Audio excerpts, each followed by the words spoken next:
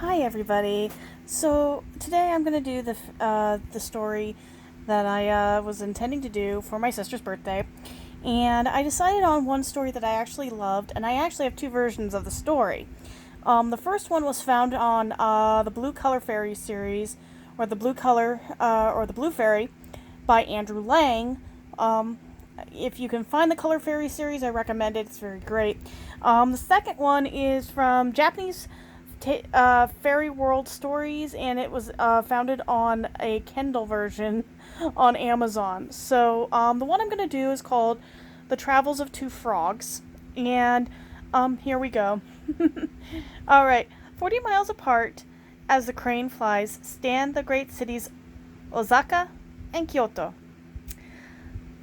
The one is the city of canals and bridges. Its streets are full of bustling trade, and its waterways are alive with gondolas, chutes hither and thither like wooden shuttles in a loom. The other is a sacred city of the Mikado Empire, girdled with green hills and nine-fold circles of flowers. In its quiet, clean streets, laid out like a chessboard, walk the shaven monks and gowned scholars. Sorry. And a very beautiful is Kyoto, with pretty girls and temple gardens, and castle walls, towers, and moats, in which the white lotus blooms.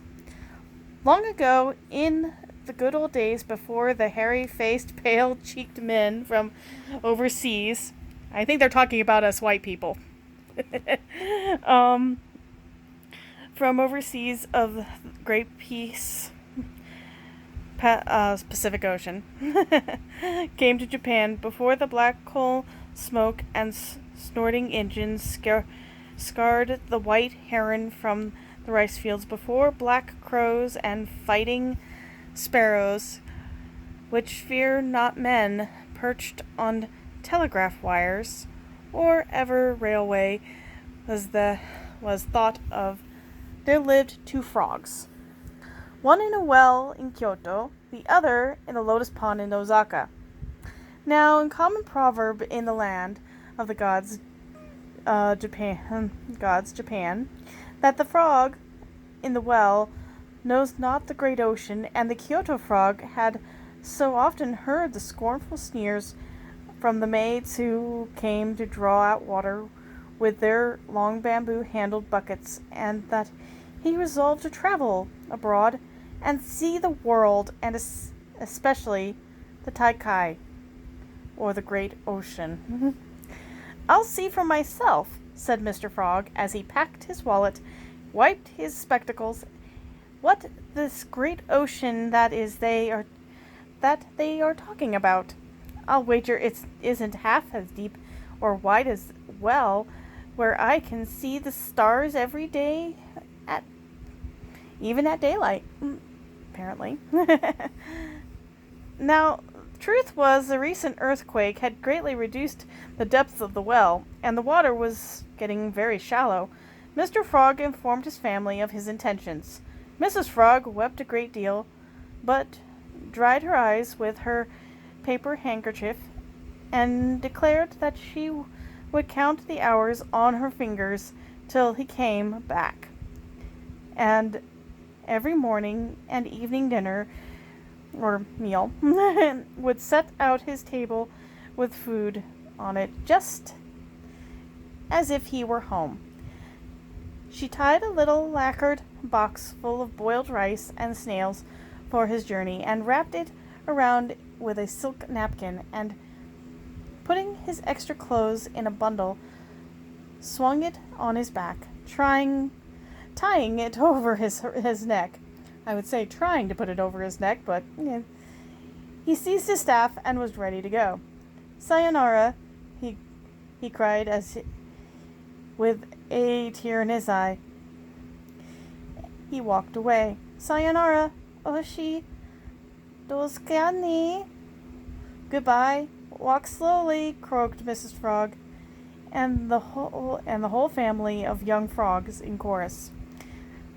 Two of the froggies were still babies, that is, they were yet pollywogs, with half-inch of tail still on them, and of course were carried along by being strapped on the back of their other brothers. Mr. Frog, being now on land, out of his well, noticed that other animals did not leap, but walked on their legs, and not wishing to be eccentric, he likewise began briskly walking upright on his hind legs and waddling on all fours. Now it happened that about the same time Ozaka, Father Frog, had become restless and dissatisfied with his life on the edge of the lotus pond, or the lotus ditch. He had made his mind to cast the lion's cub into the valley. "Why, that is a tall talk for a frog, I must say," exclaims the reader. What did he mean? I must tell you that Osaka Frog was a philosopher. Right at the edge of his lotus pond was the monastery full of Buddhist monks, who every day studied their sacred rolls and droned over the books of Confucius to learn them by heart. Our frog had heard them so often that he could, in frog language of course, repeat many of the wise sentences in response to their evening prayers. By the great idol Amida. Indeed, our frog had often listened to their debate on texts from classics that he had himself become a sage and philosopher. Yet, as Proverbs says, the sage is not happy. Why not? In spite of the soft mud bank, plenty of green scum, stagnant water, and shady lotus leaves, the fat wife, and a numerous family, in short, everything to make a frog happy, his forehead and rather gullet was wrinkled and cared for a long pondering of knotty problems which were following. The monks often come down to the edge of the pond to look at the pink and white lotus. One summer day, as little frogs hardly out of his tadpole state, with a small fragment of tail still left, sat basking at the huge round leaf, one monk said to the other, "Of what does that remind you? The baby frogs will become but frogs." Or, let me reread that. Didn't come out right. "The babies of frogs will become but frogs," said one of the shaven pate. One of the monks was laughing. "What think you?" "The white lotus flower springs out of the black mud," said the other solemnly, as both walked away. The old frog sitting nearby overheard them and began to philosophize. The babies of frogs will become but frogs. Hey, if mud becomes a lotus, why shouldn't a frog become a man? Why not? If my pet son should travel abroad and see the world, go to Kyoto, for instance, why shouldn't he be as wise as those shining-headed men? I wonder. I shall try it. Anyhow, I'll send my son on a journey to Kyoto. I'll cast the lion's club into the valley. Send the pet son abroad to the world to see and study. At once, I will deny myself for the sake of my offspring." Great dad. Flump splash sounded the water as a pair of webby feet disappeared, and the lion's cub was soon ready after much paternal advice and much counsel, and to beware of being gobbled up by long-legged storks, and trod on by impolite men, and struck at by bad boys. "Kyo ni no inaka?" Even in the capital there are boors, said Father Frog. Now it happened that the old frog from Kyoto and the lion's cub from Osaka started each from his home at the same time. Nothing of importance occurred to either of them until, as luck would have it, they met on a hill near Hashimoto, which is halfway between the two cities.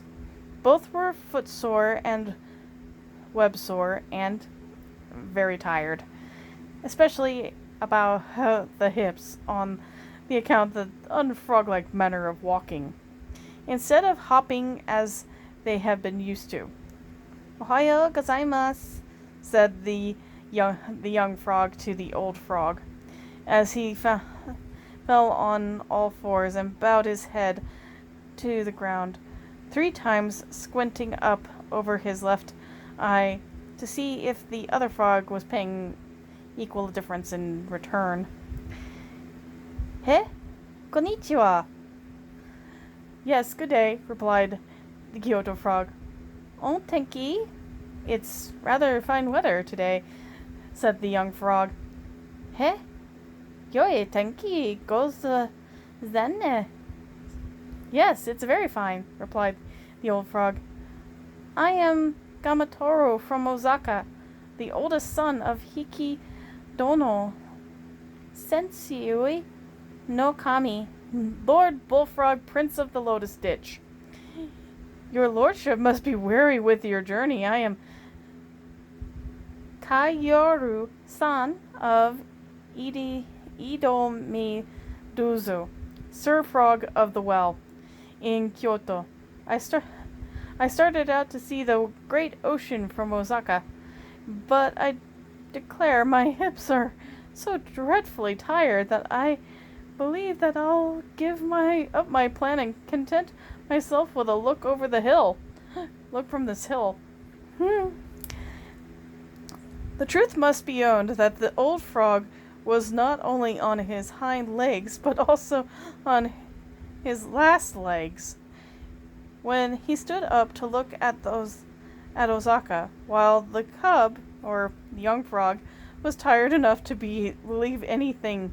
The old fellow, wiping his face, spoke. "Suppose we save ourselves the trouble of the journey.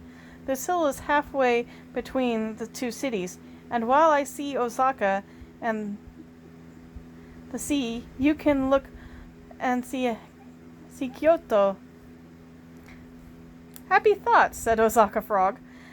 The both reared themselves up their hind legs and stretched upon their toes, body to body, neck to neck, propped each other up and rolled their goggles and looked steadily, as they supposed, on the places which they each wished to see. Now everyone knows that a frog has eyes mounted on the part of their head which is the front, while he is down and back when he stands up. They were set like a compass. Long and steadily they gazed upon until at last, their toes being tired, they fell down onto all fours. "I declare," said the old frog, "Osaka looks just like Kyoto. And as for the great ocean those stupid maids talked about, I don't see any at all, unless you mean the strip of river that looks for all the world like the Yodo. I don't believe that this is any great ocean." Oh boy. "As for my part," said the young one, "I am satisfied that it's all folly to go further, for Kyoto is as like Osaka as one grain of rice is like another." Then he said to himself, "Oh, Tatsu-san is a fool, with all his philosophy." Thereupon both congratulated themselves to the happy labor-saving expedition by which they had spared themselves a long journey. Yes, I said that. Much leg weariness and some danger. They departed after exchanging compliments and dropping again into their frog hop, and they leaped back in half the time the one to his well and the other to his pond. There each told the story of both cities, looking exactly alike, thus demonstrating the folly of their foolish folks called men. As for the old gentleman in the lotus pond, he was glad to get his son back again, and never again tried to reason out the problems of philosophy. And to this day, the frog in the well knows not and believes not in the green ocean. Still do the babies of the frogs become but frogs.